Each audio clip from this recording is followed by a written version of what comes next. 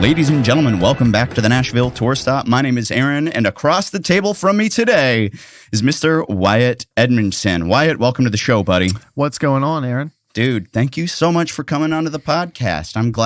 I can't believe it's taken this long to have you on the podcast. It's been years that I've known you. I know. Well, you should just call me sometime. So I like to start all of our episodes a couple of ways. I think you've listened to this before. So since we've already opened our beers, let's just do a clink clank for us right here. Cheers. Ow. Ow, indeed. We have some extra easy from our friends, our neighbors over at Tennessee Brew Works. My fave. Hot dang. One of the last times Wyatt and I hung out, we had ourselves a whole time there, didn't we? Yeah, if a pitcher is all I have to say. I think we had two pitchers, didn't we? 2 pitchers, yes. 2 pitchers of 1927 IPA. Whole next day wasted. I was no good that night. No. The next day, I was at PJ's and Netflix binge, getting over the hangover that is Aaron Schilb. I've definitely been given that before, and I've given that to people before. So, yeah, but I would do it again, and maybe we should do it after this podcast. I don't know. You're in good company, though. Dude, so I also, more importantly, like to start our shows by asking the guest how we met. So I know how we met, but tell the people who are listening how me and you met many, many years ago. This is great. Oh my God, what was the name of the venue? It was on Demumbrian. It's South, yeah. And it is now what? What is it now? Vibes Vape Lounge. Okay, yeah. So it was called South, and I was on a writer's round. I think I had lived here for 3 or 4 months, Right. A little bit longer than you. And I remember we were in a round together, and instantly there was something about you and I that I just sort of clicked. And I remember you were really like adamant about, saying, hey, we should follow up, and you were like, I just moved to town. I feel like you were only in town for like a week. I had lived in town. I moved here in July, and God, that must have been... It was in the summer. August. Yeah, it must have been in August. I was brand new to town. You were brand new. I remember because you had that deer in the headlights look.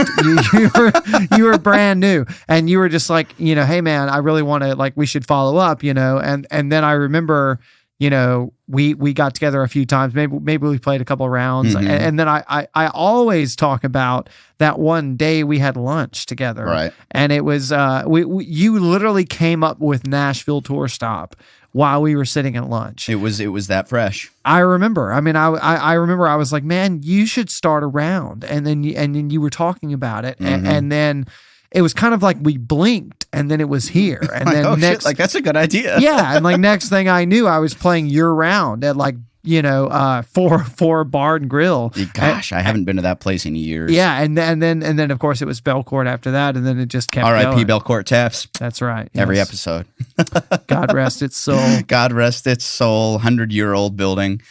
But I'm so happy that we've remained friends, because a lot of the friendships we make in Nashville are transactionary or transactional, whichever the proper verb is, or adverb, but a lot of them are business only, and you don't actually get to make meaningful friendships very often in this town. I think that's what's great about you and me, is that when we both met, we didn't really have much to offer mm-hmm. the other. I mean, we were both just kind of like trying to figure out what this whole thing was about, and as we both started to see success in our own lanes, we kept in touch, and we checked each other every couple of months, or every time I'd play a tour stop, we'd kind of like get chummy and be like, hey man, what are you up to? And then it just continued, and here we are. I've been here almost 6 years. It's crazy, man. But I'm so proud of where you are now, and all the success that you've had. And as far as go on, gas me up. Well, sure. I mean, I'm serious, man. I mean, you've really built a really cool experience for not only the fans, but the artists, like the songwriters here in town. I mean, you're around, to me, versus some of the others that I've done, there's just an authenticity to it. There's just this feeling of, I don't feel pressure in this room, and I don't feel it's not pretentious, I mean, that's a word I like to use. I try not to be a pretentious person, because there's plenty of venues in town where you can interact with those people, and I just don't vibe with that. So I never wanted to give off that kind of I'm better than you vibe at my show. I wanted it to be for everybody. Well, you know how cliquey Nashville can be. I mean, no kidding. It's like high school, you know, like there's some venues and there's some, you know, like events or writers rounds or whatever you want to say, that it's sort of like, well, you know, we're the cool kids. And to me, that is so unattractive. It is. You know, for me as someone who is really like, this is my job, this is what I do for a living, and also it's what I love. Like, right. I mean, you don't get into this career because you want to make a living. Like, you get into this career because it's what you love and you hope that you make a living. Right. I'm lucky enough that that's happening, but like, I don't like to think about having to be part of a clique in order to be successful. Not. I don't want to have to come impress some dude in a flat bill hat and talk to him about how, oh yeah, I went fishing when I was a kid. Sure, I did, but who cares? Well, you know, or that, or like, I mean, I don't know, man. It's always going to be there. There's always going to be a facet of that in every single right. business. It doesn't matter if it's music or if you're a lawyer or whatever. But I think it's the ability to recognize it and then to, you know, make friends with who you make friends with, yeah, and be open.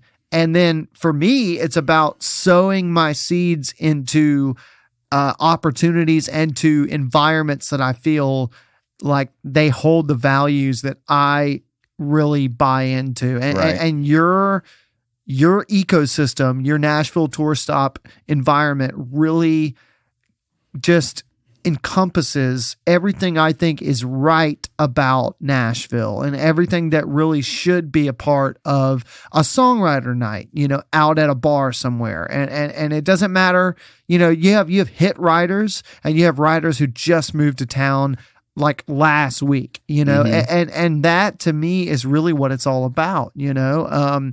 Everything that happens outside of that is great. And, you know, you have your people who work harder and who really, you know, go the extra mile, but all of the people who are passionate about music should be able to participate. And I believe the same thing. And that's really early on. Like, one of the things that I specifically tried to make Nashville Tour Stop about was how it was for everybody. Yeah. Because I would go to these shows, and I've talked about it on the podcast before, but I'd go to these other shows and I'd walk up to the host or whoever was in charge and I'd be like, hey, I'm Aaron. I'm brand new to town. I'm just looking to get plugged in. Is there anything I can do? Is there a website? Is there an Instagram? What can I do to get involved? And they'd pat me on the shoulder and just be like, okay, fuck off. Like, thanks for being here. And be like, wow, okay. Like, yeah. Why am I here? If nobody wants to meet new people, like, what's the point? So the point I started to make was, why would I try to make friends with people who don't care?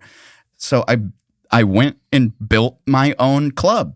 Yeah. I started my own club, except there's you can't see it, but on my door across the room here, it says a video series that I've wanted to do is called The Cool Kids That Everyone Can Sit With. Sure. There's no one that's better than one person. And yeah, we're all at different stages of our career, but the thing that I try to remind people about is, like, sure, you might be a full-time musician, Wyatt, and somebody else on the same round might not be, but you're both still playing the same show sometimes. Like, it levels the playing field to say, yes, I am full-time and you're still working your day job, but this is where the opportunity is, and we can all meet here at this collective campfire. It's like, this is where it happens. And likely, and this is what I love about Nashville, likely, you know, those two people, the full-time and the part-time, are equally talented at the source, you know. Like, part-time or full-time is not an indicator of talent or ability. No, I mean, I always encourage people, like, whenever if anybody ever asks me for advice, I always, and they're talking about wanting to do music, I always say, you know, jump off the ledge, man. Like go full time, struggle, you know, earn your stripes. There are some people who don't want to do that. There are some people who are totally happy to have a day job and to go to songwriter rounds and they want to write and that sort of, I don't want to call it their hobby, because they definitely are still trying to climb the ladder and they're definitely still interested in making it a career, but they just, for whatever reason, they don't want to really just go 100% full time, because you know what? Maybe they don't want to do what I call like the money gigs, the things Right. you have to do if you're going to be a full-time musician who's not famous to be able to pay your bills, Right. Maybe they don't want to do that. Maybe they would rather work a job, and that's fine. I mean, for me personally, it didn't work out that way. I mean, music is the only gig I've ever had. And some of that has to do with, my physical state. And we talked Right. about that, like with, Yeah, we had Wyatt on in the first episode of our series, Trendsetter Showroom. We talked about what's it called again? retinitis pigmentosa. Right, the condition in your eyes that impaired your vision. But it's kind of like myself with my ears. We figure out the world that we live in, the world that we can exist in with our. I hate using the word disability, but let's just say it. But like we figure out what we can do. It's a unique circumstance. Yeah. It's the circumstance of what we have, and just like you still play music full time. I'm still in music full time, even though I'm deaf. Like you can still do it. Absolutely, you can still do it.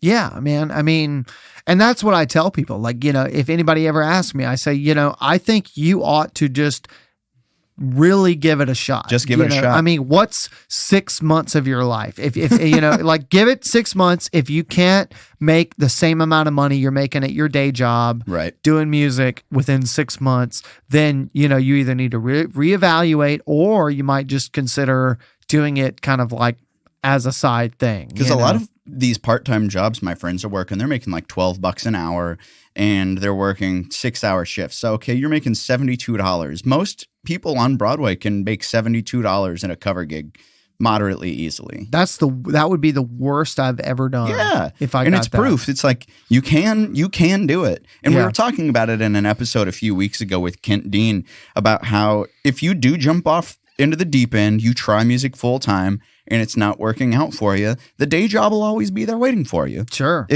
You don't want to call it the backup plan, but the coffee house in your hometown will always be there for you. Yeah. And it's okay to try and fail. Lots of successful people have tried and failed, and then they come and try again. That's sometimes the make or break between successful people and not successful people, is the willingness to try, fail, and then try again. Yeah. Well, and for me personally, I didn't have the luxury of like, having something else and comparing it to music. For me, right. I was lucky enough that I had, I had parents who were supportive enough, and, I was from a small enough town where I was kind of like a big fish in a small pond for a while. And I just never did anything else. Mm-hmm. From the time I was 14, 15 years old, I was playing gigs and restaurants and stuff, How old were you the first time you played your first gig as Wyatt Edmondson, the songwriter? Oh man, that's funny. So totally, like, are you saying like as an original artist? Like or it could have been a cover gig or something, because I played my first show when I was 14 in a place that was a coffee house and then became a liquor store. So I'll tell you this. I mean, my first gig that I really remember was one of my best friends, who's still my best friend today. Shout out Connor. Shout out Connor. Shout out Connor Morton. Love you, dude. It was his 13th birthday party. Nice. And I was that age. We were in like, the 7th grade or whatever. And I remember he asked me to, like, he was like, hey man, I'm having his dad owned a brewery essentially in my hometown. And so he totally just closed out the brewery and had all these kids in there. And I guess their parents could drink or whatever. I don't know. But all I know is that Connor asked me to be the entertainment, and we didn't get paid, but like it was me. You got paid in Mountain Dew. I got paid in really, satisfaction from all the seventh grade girls that were looking at me that were like, oh my God, Wyatt's up on stage. So I remember it was me, it was my cousin Thomas, it was So my dad was in a band. My dad's a lawyer, but he was in a cover band. Okay. And it was his lead singer from his cover band. They were currently still together. Like they were playing local bars. And then his son was playing bass. And we got up on stage and we played Led Zeppelin covers for 45 minutes. Dang. That was it. I mean, I think the first song we ever did was Immigrant Song, and I actually wasn't singing. I was just playing guitar. Okay. I was Jimmy Page.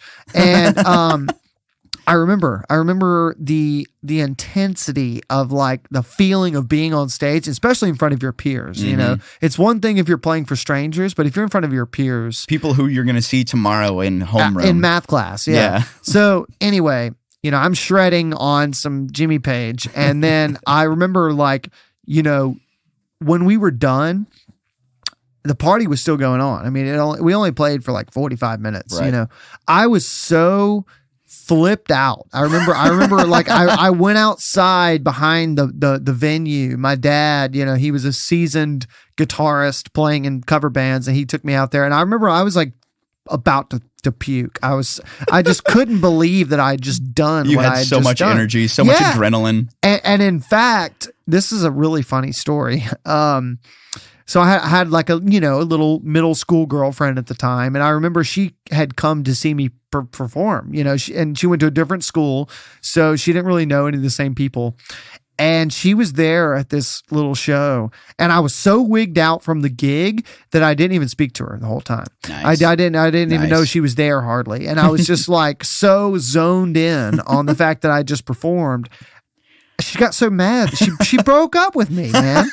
And like, that was it. And that, you know, I'm glad, you know, it didn't happen the way it did. That's fine. You know, everybody moves on. But I got dumped after my first gig. Wow. Because I was so dedicated to the feeling of being on stage, and I didn't really even notice that anybody else was there. I love thinking about that, because I don't often go back and revel in my childhood gigs, but the first gig I ever played was with my band Ruby Falls, and I think it was 2008. We played at this place called the Underground Coffee something in Columbia, Missouri. It doesn't matter because it's long since closed. But I remember playing that, and there's a video somewhere on YouTube of us doing a cover of Drops of Jupiter by Train. Yep. And I was just heavy into my wah pedal, and just and it's like totally inappropriate for the song. But I remember that feeling, and then you get off stage and you're like, damn, like I was up there. That light was on me. Yeah. And then I remember the first gig that we got paid for. Some summer camp gave the 5 of us $100, so we each got $20. Sure. And after the gig, these girls, we were 14 years old. These girls from the summer camp came up to us, and for the first time in my life, I felt like a rock star, because these girls were like, "Oh my God, like you play the guitar. That's so cool." Yeah. And then the path was set. And I was like, I have to do this forever. I remember when I was really, really just getting started, and I think it was not long after that anecdote I just shared. That's the high school that I went to asked me to play like an outdoor event, and there was this kid that I was in class with, and I remember he told me, he was like, "Wyatt, you sound like a drunk Jimi Hendrix." I remember those were his words. And I actually don't know to this day if that was a compliment or not, because I mean, Hendrix was on a lot more than alcohol when he was playing. So I wonder, you know, but I just remember it felt like an insult at the time. So I remember channeling that and being like, you know what, I'm going to show him. And still to this day, I think about that. And I think about, well, here's how far I've come, you know, since that. So shove it, you know. Shut it, because I did it. Thanks for giving me the fire under my butt. Yeah, no, I really was. I think that was one of the best motivating comments I ever got, as far as, you know, what I do and what drove me to continue to do it. Well, let's take a quick commercial break, and we'll talk some more about what continues to drive you to do the things you do right here on the Nashville Tour Stop Podcast.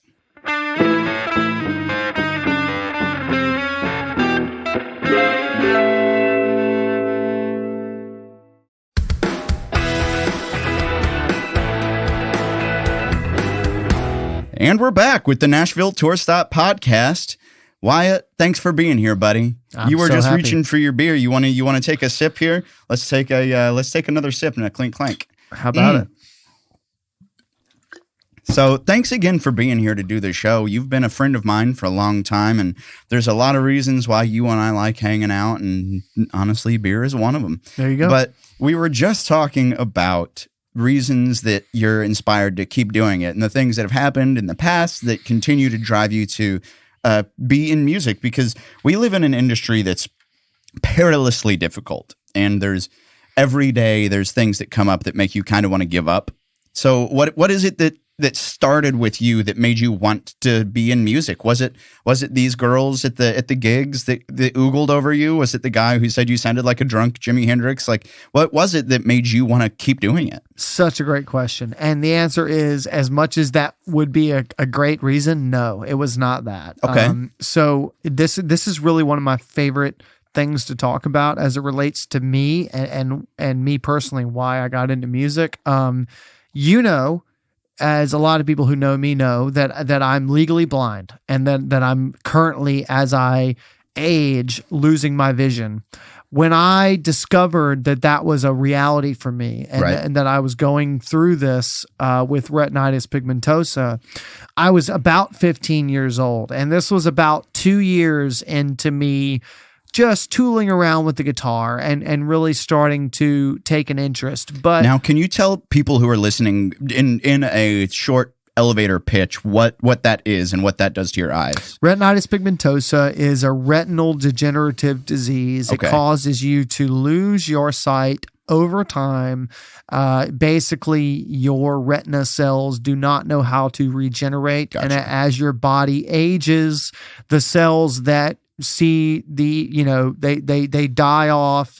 They're not able to be reconstructed. They're not able to be regenerated. And so as a result, you experience progressive blindness. And so from let's see, today, the December 1st, the year of our Lord Blake Shelton, what does vision look like for you right now? Yeah. So, I mean, like, as we're sitting in this room, you kind of look like a floating head. Okay. Like I can't see your shoulders or your arms or anything Okay. like that. As far as just general, like, going through life, I see pretty well during the day. Okay. If you met me in a just absolutely beautiful blue sky day out on the sidewalk, you might not even know I had a disability. Okay. Until maybe you asked me to read you something. Like, I have a hard time reading like a receipt or, a menu at a restaurant. Mhm. If we met at midnight on a Friday night at a bar and it's dark, you're going to see me with a cane. I'm not going to be able to see your face. Gotcha. Night blindness is one of the main side effects of retinitis pigmentosa. Gotcha.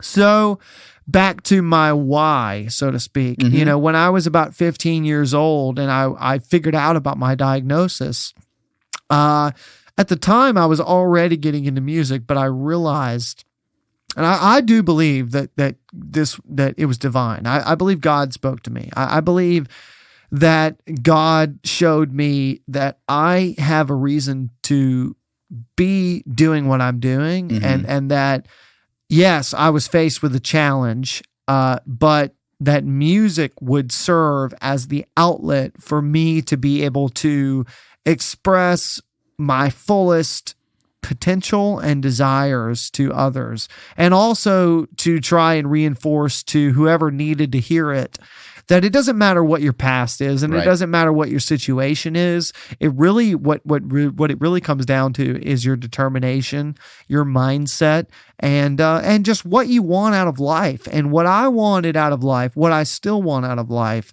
is the luxury of being able to connect with people. And it's something we have to build for ourselves. Mhm. And for me, the best outlet for connection has always been my music. That's awesome. And I'm so happy about that because, I think I learned it at a teenage age because of that challenge that I went through, that music was a way that I could bridge the gap between me and my friends, even, who maybe they could see, and we'd be out at a party or something, and I feel kind of disassociated because to me they're all just like silhouettes and they're all Right. talking, and I'm trying to hold on to the conversation, whatever it is. But then next thing you know, I have a guitar in my hand, and people, their attention is fixated on me and they want to hear me play. And then for me, that was the stage that I needed Right. to just be able to provide my own expression, my own interpretation of what my reality is. And as soon as I started doing that, I started to realize just how many people connected with that. And I've been able to forge some lifelong relationships through that journey of getting on a stage or releasing music and people being able to relate to it. It's such a cool thing. That is cool. And it's funny you use the word degenerative, because I know you and I have talked about it before, but a single that I put out, I think it was a couple of years ago, a song that I wrote several years ago called Rock and Roll Degenerate was directly inspired by you. You gave me the title for the song. I remember. We were sitting in my car across the street from the 5 spot, and we were talking about my hearing loss and your vision loss, and you just called me this, man, you're this rock and roll degenerate guitar player. And I was like, damn, that's a great term. That's so funny. And it's kind of proof to the point that you and I, like, I guess the term we're supposed to use is differently abled. Sure. But it's not a hindrance. It just gets us into a different way of thinking. And I've talked about it on a couple of the episodes in the past. But have you ever written about your vision through your music? Have you ever written songs about that? Yeah. When I was in college, I put out an EP, and there was one song that I wrote. It was called "Surrounded by the Light," and I honestly, I need to circle back and do some more writing about this, because, that song to me was definitely my attempt at trying to distill what it feels like to be in my situation. But I was such a younger songwriter at that point. I feel like I really only scratched the surface. But in that song, I mean, with my disability, it what I think is so interesting and somewhat symbolic is that for me, it's all about light. As someone who suffers from a retinal degenerative disease, like, literally light is right. what gives me sight, and that's what gives everybody sight. That's cool. But for me, it's much more intensified. And so, if I look at a phone screen, or if I look at a neon, things that are backlit, right? Correct. Yeah. So this neon sign sitting next to us, you can see that, right? See it perfectly. Yeah. Because it's backlit. NTS tour stop. Yes. So I wrote this song called "Surrounded by the Light" because what I wanted to convey at the time was that the light, so to speak, was my support system. The people around me who provided me the opportunity to just exist as fully as I could. And I still think that same idea persists in my life today. And I've written some other songs about just the support that I've received right. from fans and from people who are a part of this musical journey with me, but none that so directly touch on the vision aspect. Okay. But I definitely am overdue to maybe explore that again. See, I've kind of in the past avoided writing about my hearing loss because, I mean, it's a touchy subject, writing about something that's so personal. Sure. And I've really only written a couple of songs, one of which I can't even remember the title of, but I used the chords D, E, A, F. Wow, that's cool. I did that. But one more recently that I talked about on a few episodes ago is a song idea I had called "I Love You Back." Yeah. And the song's premise is from the perspective of myself as a person who can't hear. Uh-huh. So the song is about all of these things that I'm afraid I'll never hear again. And I've got the lyrics on my computer here. It says, "I can feel the thunder rolling. I can see the lightning flash, but I can't hear the sound of music or the waves of an ocean crash. But of all the things I'll never hear, it's most tough to admit that I'm most afraid I'll never hear somebody say, 'I love you back.'" And it's hard kind of getting those things because I remember writing that chorus idea down. I was at my house and I out loud spoke to myself, "Man, I am not sad enough to write this song." I was about to say, now. Did you just cry like in a corner? I mean, God, that sounds so... Isn't that harsh? Well, I mean, I get it though, but like me sitting here across from you being technically like a blind person, I wouldn't trade that for the world to have to go through what you're going through, like Right. as someone who struggles with hearing loss. And I don't know if you feel the same way. My dad has always told me, this is such a great little golden nugget of wisdom. It's like, if there could be a bucket that we all threw our problems into, and then we had to grab out of that bucket a set of problems. I could grab yours, you could grab mine, so to speak. Odds are we would all grab our own problems because we are all programmed to deal with those problems. We understand the challenges and how to circumnavigate the issues. Correct. So for me to have to imagine what it might be like to suffer from hearing loss as opposed to vision loss, Right. it is just really hard to imagine. And maybe for you, it's the same. It's the same. Flip-flopped. You might imagine what it might be to host a tour stop when you literally can't see any of your own guests. Can't see the guests, can't see the stage. Yeah. Sure.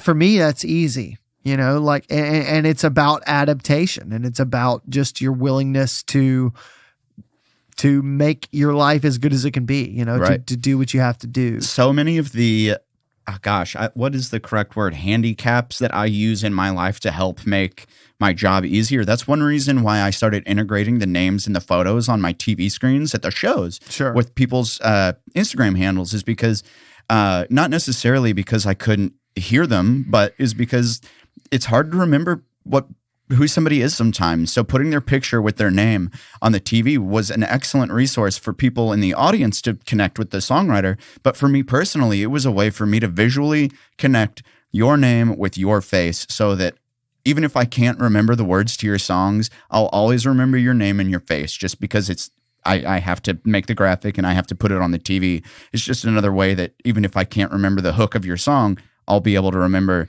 you wrote a song and this is your name. You're Wyatt Edmondson. You've got a beard and you love beer. That's so wild because, yes, I do have a beard and I love beer, but that's so wild because for me, it's voices. Okay. Your voice, I know like the back of my hand. I could hear you in any environment. And if I heard you speak, I would know it's Aaron Schilb, and Right. There's so many other people.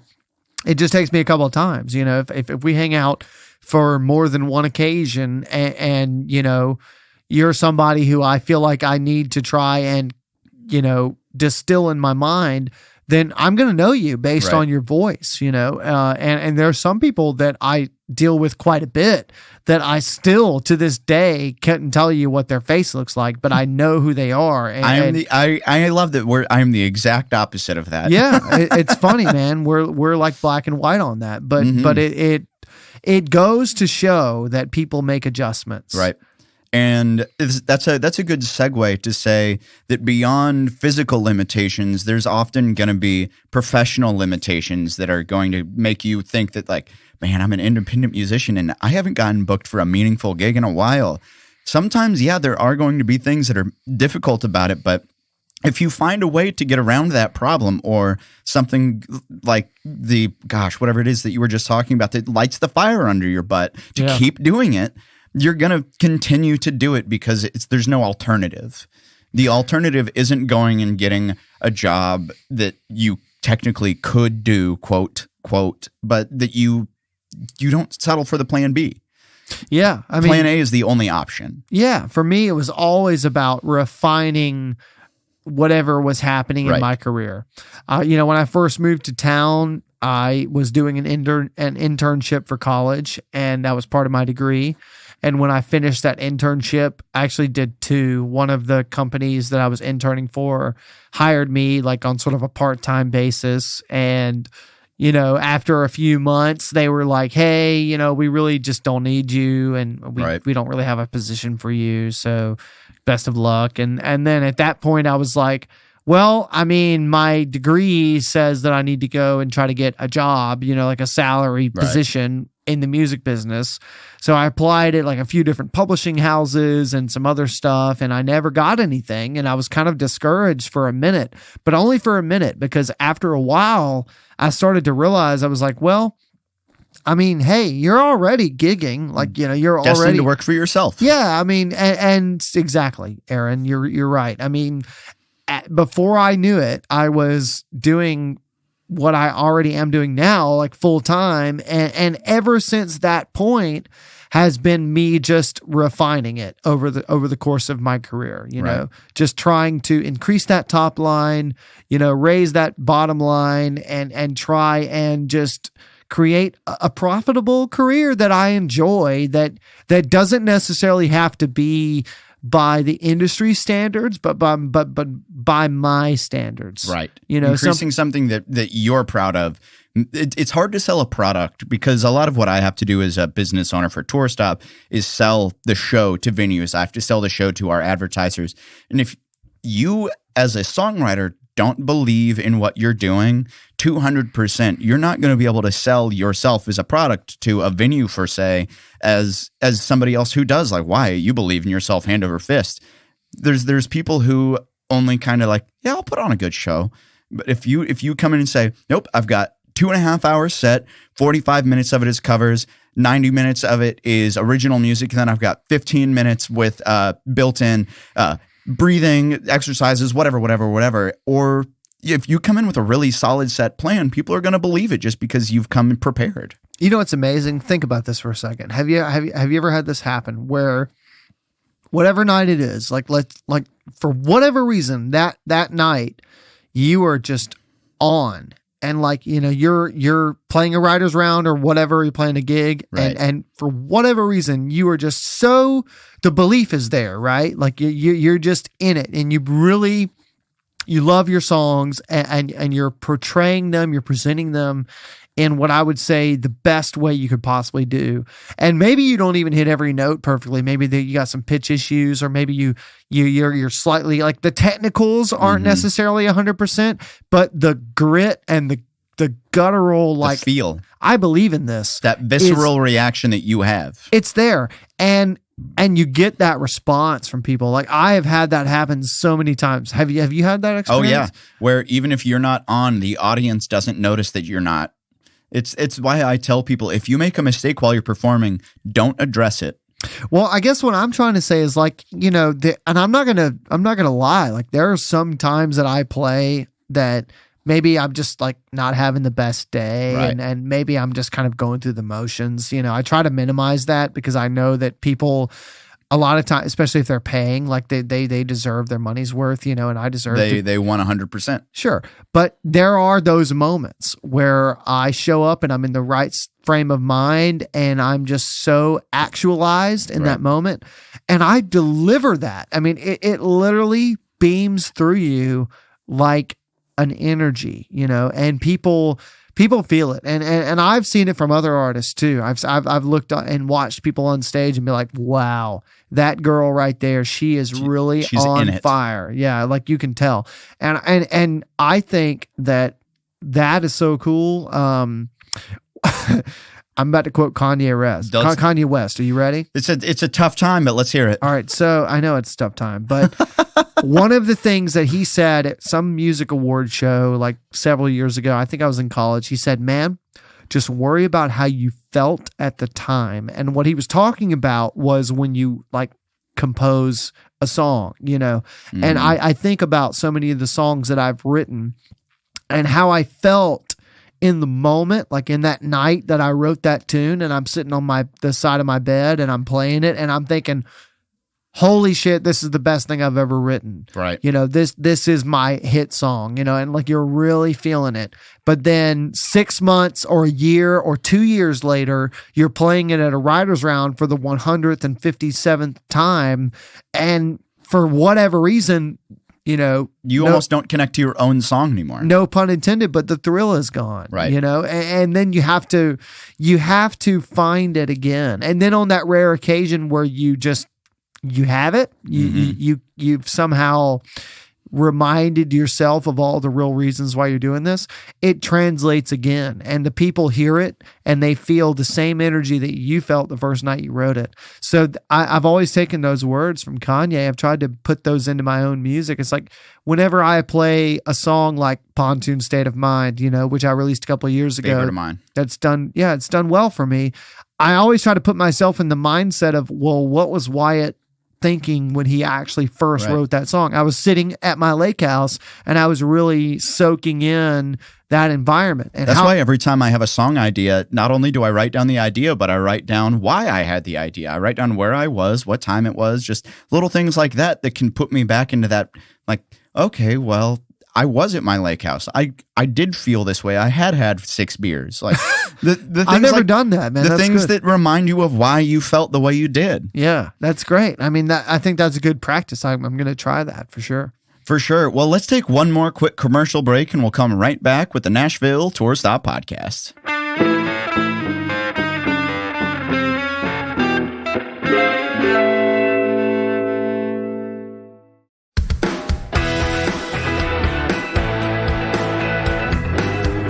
And we're back with the Nashville Tour Stop Podcast. One more time, we've got Wyatt Edmondson right here across the table from me. Wyatt, thanks again for coming into the studio today, man. Yeah, it's been great. It's a pleasure. So let's talk about things that you're doing to better yourself as a songwriter, as a person, as a musician, and as a businessman. What are some of the things in your life that you're doing right now that are meaningful to your own career?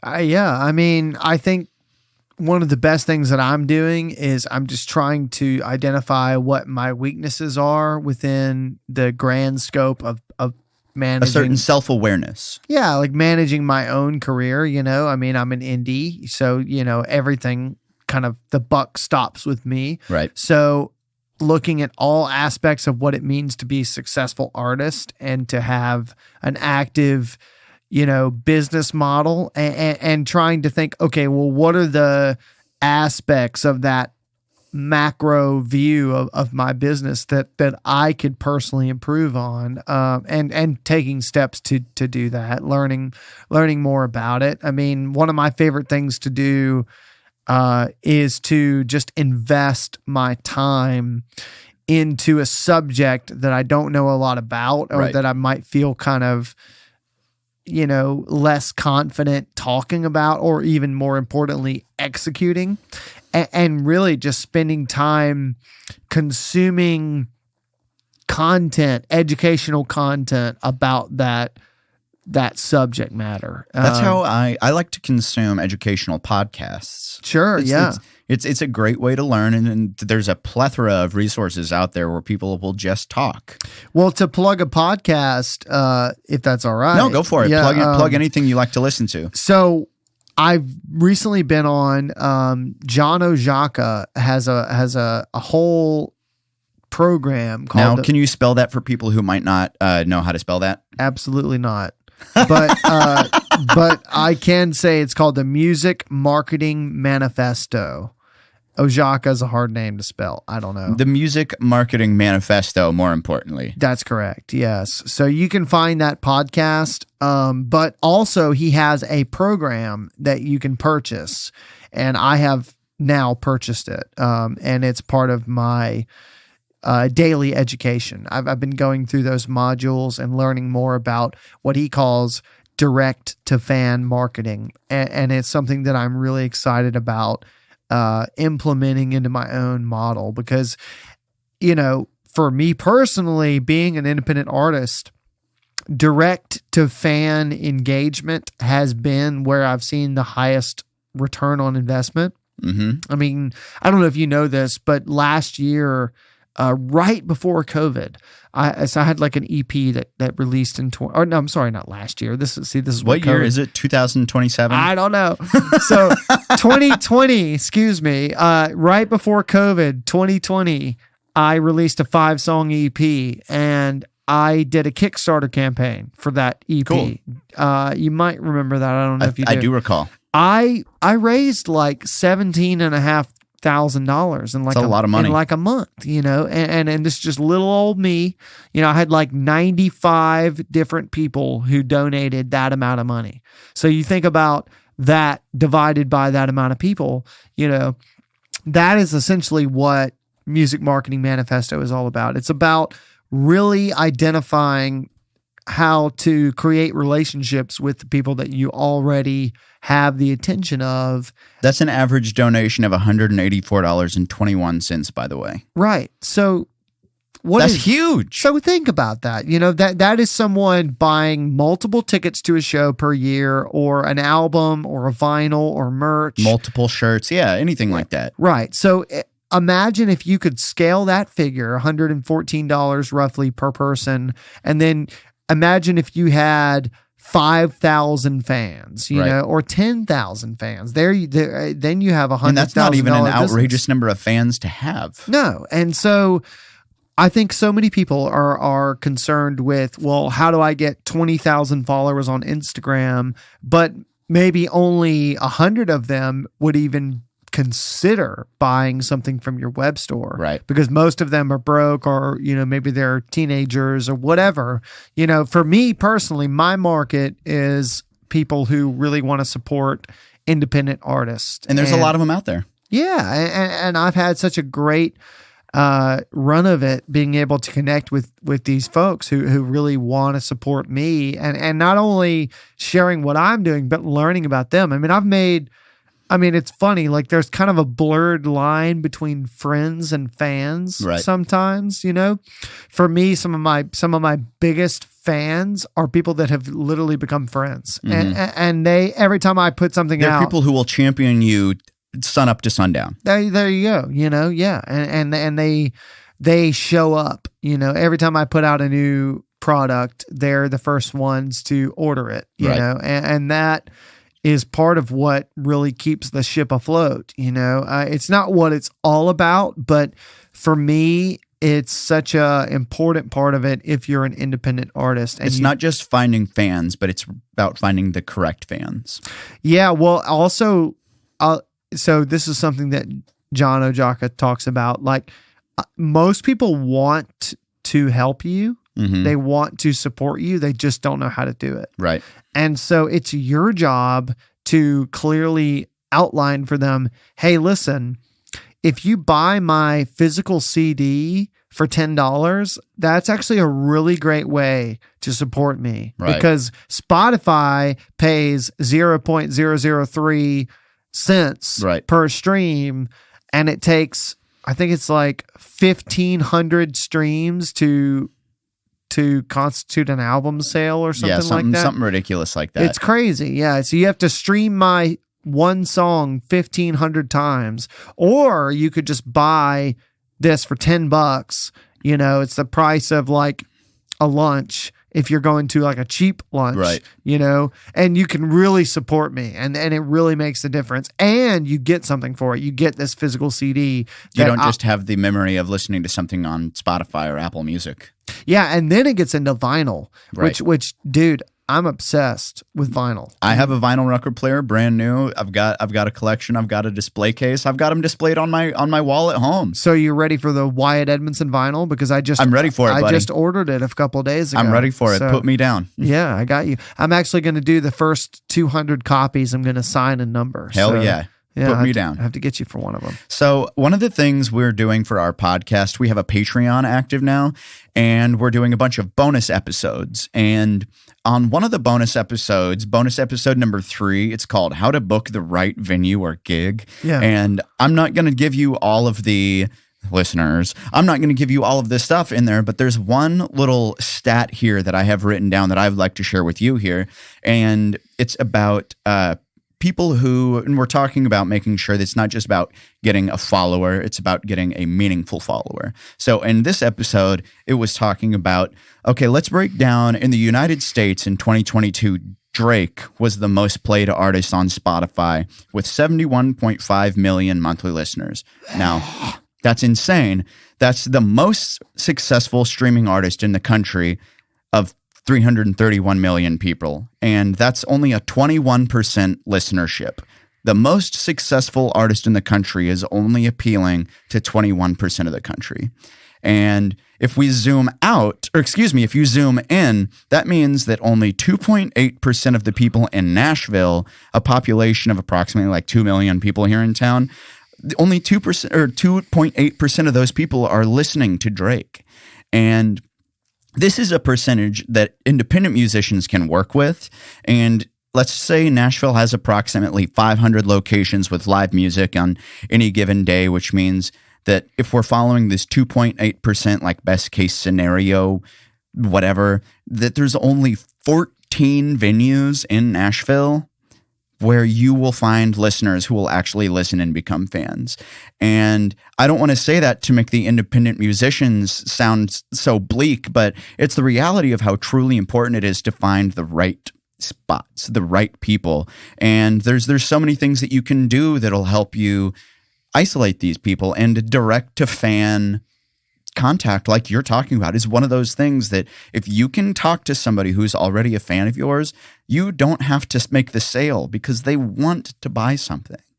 And if you find those meaningful connections, like you said, some of your biggest fans are some of your best friends, like make those connections first and then start making more meaningful connections with others. You don't have to have 71.5 million listeners. You need, isn't it Ari Herstand's 1,000 fan rule? Yeah. Yeah. If you're not familiar with that, we're going to get Ari on the podcast sometime, but it's a huge book that I believe it's called How to Make It in the New Music Business. Yeah, it's one of my favorites. It's a brilliant plethora of knowledge, but he kind of zeroes in on how little you actually need to make sometimes a ton of money in our industry. And you only need 1,000 fans who are willing to spend, what is it, $100 a year? Yeah. And that's like $7.50 a month. Right. It's or $8 a month or $10 a month. It's not that much to ask from people. Well, I think to comment on what you just said, which is a lot, but I think, you know, when it comes to venues and your ability to communicate, you know, what you're trying to do, I think it has less to do with the venue and more how you treat the venue. Right. It's no secret. We've talked about it. I play downtown on Broadway some, and I do it as a means to supplement the rest of my business. Right. But one of the things I love about it is the fan engagement. And that has been something that I have carefully carved and cultivated by the gigs that I take, the time slots I take, the venues I take. I think really what it comes down to is your ability to create an experience for people. And when I play downtown at like a venue on 2nd Avenue or something like that. And there's a million ways to do that. There's a lot. Yeah, this is one example. I do my best to give them Wyatt Edmondson, not just another guy playing the songs they want to hear. Not just another guy playing Chicken Fried. Yeah, I know how much you love to use Chicken Fried. I think it's a great point, you know, but like at the same time, I've seen a lot of conversions from people who are at a bar downtown to becoming a fan of Wyatt Edmondson and to becoming a follower or an Instagram, an email list subscriber. That's right. That's your bread and butter. That's the end all be all right there. You know, if you're on my email list, you know, you're done, buddy. Like I got you, you know, and now we're friends for life, you know, and that is such a important part of how it all woves together and into like a real vessel, you know, and I mean, I had somebody, this is just an anecdote and then we'll talk about the new music, but I had somebody who saw me at a gig downtown, you know, and like, again, I could have spent that 3 hours playing nothing but covers, but I wasn't. I was playing my original songs and I was selling myself as an artist. This person, they fell in love with the art. They fell in love with the performance that I was giving. And then they approached me and said, "Hey, Wyatt, you know, we have a house concert series in Austin, Texas, and we bring in artists from all over the country. And we, you know, there's something about you. You're special. Mm-hmm. We want to bring you in." And they did. And they paid me, you know, a good amount of money to come. And I was able to afford like to fly down there and do it and play my original, literally played like 2 covers at the house concert because I wanted to, you know, because it's like, I love this song, I want to play it. Not because they specifically requested Bruce Springsteen, but because you cared to do that one. Yeah, exactly. I love Bruce Springsteen. Yes, you do. Yeah, I do a little bit. Well, hey, let's talk about the new music. Tell me about the records you're putting out, the singles. You just had a new single come out last month, right? I did. Dead in Town is out. It released on November the 4th. I got a new song coming out on December the 30th, which is the second song from my first full-length album. Basically, I recorded an album of songs that I wrote while we couldn't do a whole lot else in 2020, right? You know, I wrote a lot of songs, and I decided in that time that I wanted to make a record that didn't sound commercial. I know that sounds crazy, but that's what I wanted to do. I didn't want to make... You wanted it to sound signature. I wanted it to sound like what I love to listen to. Right. One of my favorite albums, you just mentioned Bruce Springsteen. Right. Nebraska by Bruce Springsteen is Bruce, a guitar, a vocal, a harmonica, and the truth, you know, and a couple of overdubs.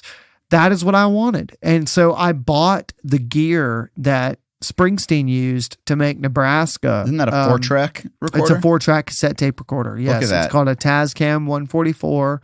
I found one on reverb.com for like $800. I bought it.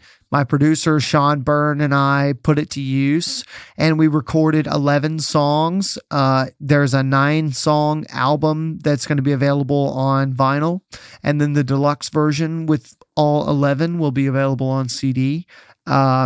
So those songs are all recorded on that Tascam. There's absolutely... That's awesome. Yeah, man. We did it totally analog. What was the process of recording analog like? Because a lot of the modern music is so ultra hyper produced with a million overdubs. What was it like being able to record something where, you know, if you mess up, you have to start over or accept that to mess up? Pretty incredible. So, I mean, like...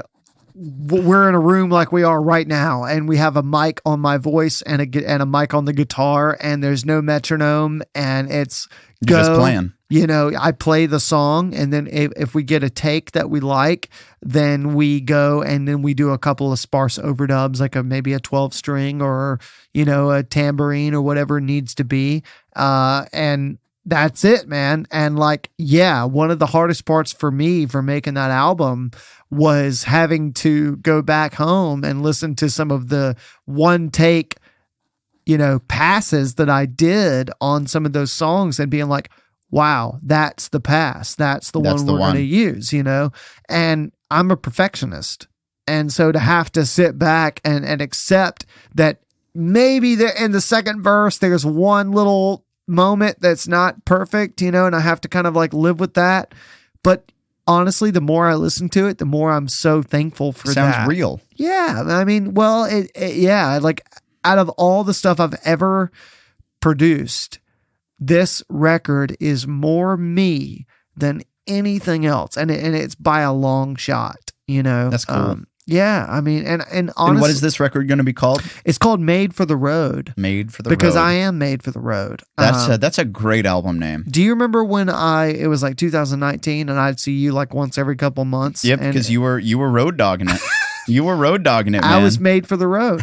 And I still am. It was COVID that kind of took a pause on that, but it made me realize just how much I really am meant to do this. And so it's sort of autobiographical, the album, but really what it is some of my best songs that I've ever written, in my own opinion, but produced and captured in a way that is as raw and as, you know, just uniquely me as it's going to get. There's no fancy studio. There's no fancy band rhythm section. It'd be like somebody just sitting and listening to you at a bar.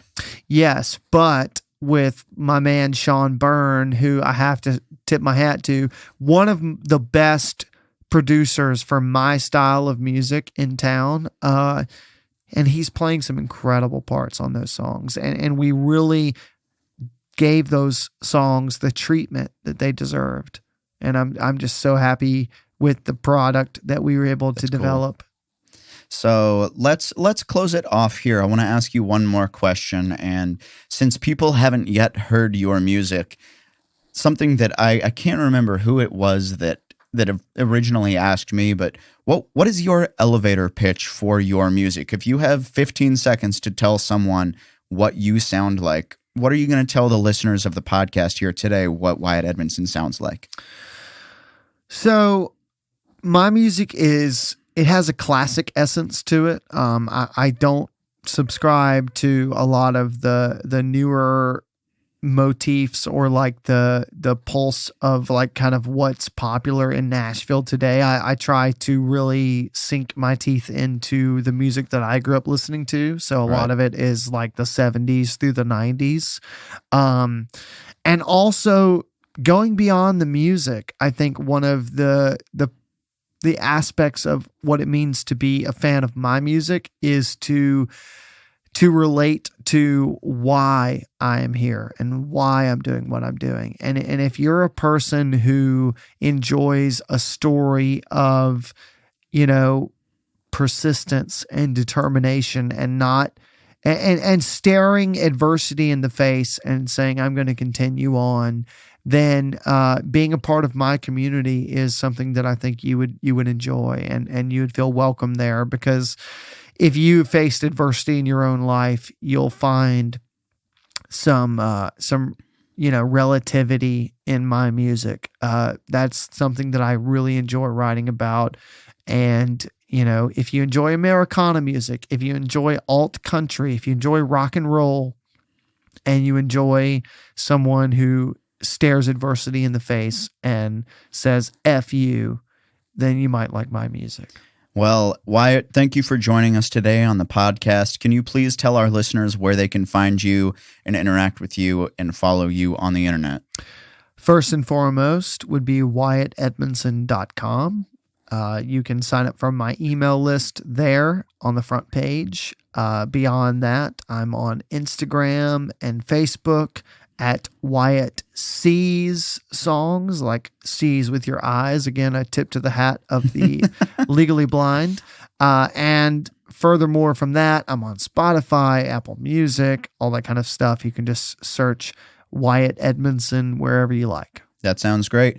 Well, Wyatt, thank you for joining us today. You can follow our Nashville Tour Stop Patreon at Nashville Tour Stop there. We've got tiers for involvement. Please join and subscribe. We've got lots of bonus content to share with you guys. There will be weekly new episodes. We've got the Indie Starter Pack for everybody.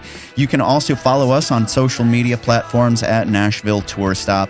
Please remember to subscribe to the podcast here on your favorite platform, whether it be Spotify, Apple Podcasts, or wherever you're getting it right now. So until the next time, I would like to just say, please do remember that all roads lead right back here to the Nashville Tour Stop.